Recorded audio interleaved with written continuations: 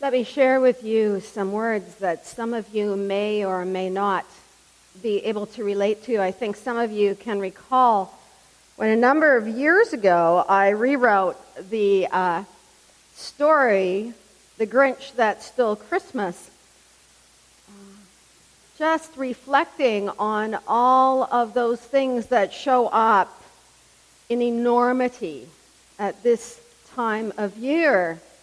For many of us, like loneliness and anxiety and depression. So let's start in that place because that's where some of us are right now. Here's a little poem by Wendy Pope. At Christmas, little children sing and merry bells jingle.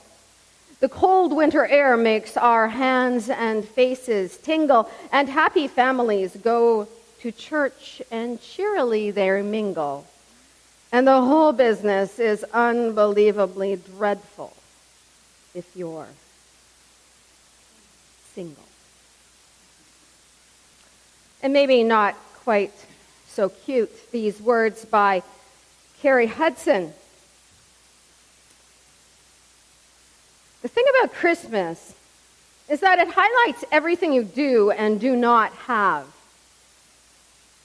The Christmases of my childhood were not just about excitement, but the money worries, the conspicuous absence of other family or friends, and Mom's desire to make good on nothing.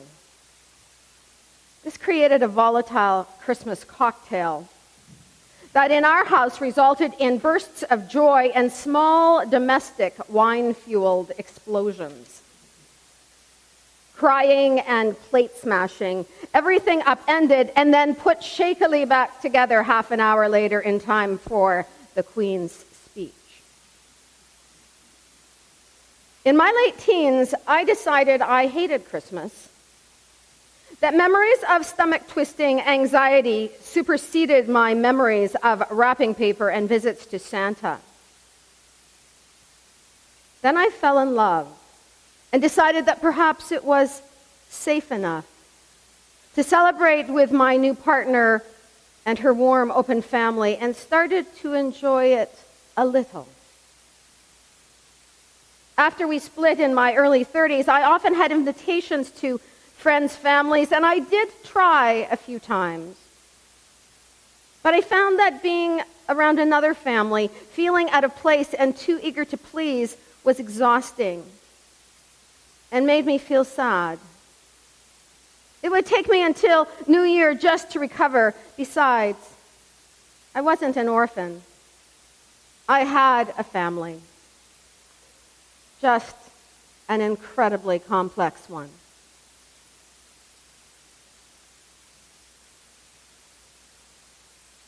I love it that some of the readings from our sacred scriptures that we pull out at every time this year come from the book of the prophet Isaiah, which was written or assembled during a time when the people of Israel were living among their darkest hours. They had been taken into exile in Babylon, and they, like we, were wrestling with all of those anxieties around living in a strange land, being homeless, being ripped away from traditional practices, family, etc. And so throughout the book of Isaiah, we have these glorious pieces of poetry. And it reminds me of a book that was written by a favorite scholar of mine called Walter Brueggemann, and the name of the book was Suddenly Comes the Poet. And what he suggests is that, it's rarely the facts that are going to make us feel better, but it is going to be a piece of poetry or a song that breaks open, that challenges our imagination, and somehow we find ourselves in a new story. And so my prayer is that this is the kind of poetry that will enable us, like it has enabled generations before us, to somehow dispel the facts of our lives and find ourselves in a glorious new land. The wilderness and the dry land shall be glad. The desert shall rejoice and blossom like the crocus. It shall blossom abundantly and rejoice with joy and singing. The glory of Lebanon shall be given to it, the majesty of Carmel and Sharon. Strengthen the weak hands and make firm the feeble knees. Say to those who are of a fearful heart, be strong. Do not fear. Here is your God, and he will come alongside of you. Then the eyes of the blind shall be opened, and the ears of the deaf unstopped. Then the lame shall leap like a deer, and the tongue of the speechless sing for joy.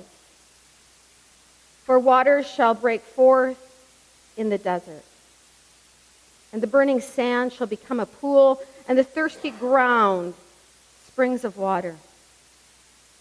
A highway shall be there, and on it the ransom to the Lord shall return and come to Zion with singing. Everlasting joy shall be upon their heads. They shall obtain joy and gladness, and sorrow and sighing shall flee away. It was poetry such as this that spoke to the ancients and placed the mystery, their God, in their midst. If there's anything the stories of Advent and Christmas want to impress upon us, it's that heaven and earth are in conversation. These weeks invite us to eavesdrop. We listen in as angels appear to people in their dreaming, their working, and in other corners of their ordinary lives. We travel with wise ones who watch the heavens and follow a star. Again and again we see points of passage between the realms, giving us cause to wonder if the wall between the worlds is weaker than it often seems. Celtic folk have long called such points of passage thin places. In the physical landscape and in the turning of the year, there are spaces where the veil between the worlds becomes permeable. Heaven and earth meet there, past and future entwine with present, or fall away entirely. My friend Brenda says part of what makes life hard is that it's mostly thick places. One of the wonders of thin places is that they have the ability to occur in those thick places. Those riddled with life spaces, those moments or seasons made of muck and struggle. Think again of the stories that shape this time of year. They are nothing if not earthy. Pregnancy, loss, travel, pasture, manger, creatures, birth. At the heart of the conversation that unfolds during this season is this. When heaven and earth meet, they meet in our midst. The incarnation does not happen in some distant land. It happens within us and among us, and yet inescapably intertwined with all the manure that this world holds.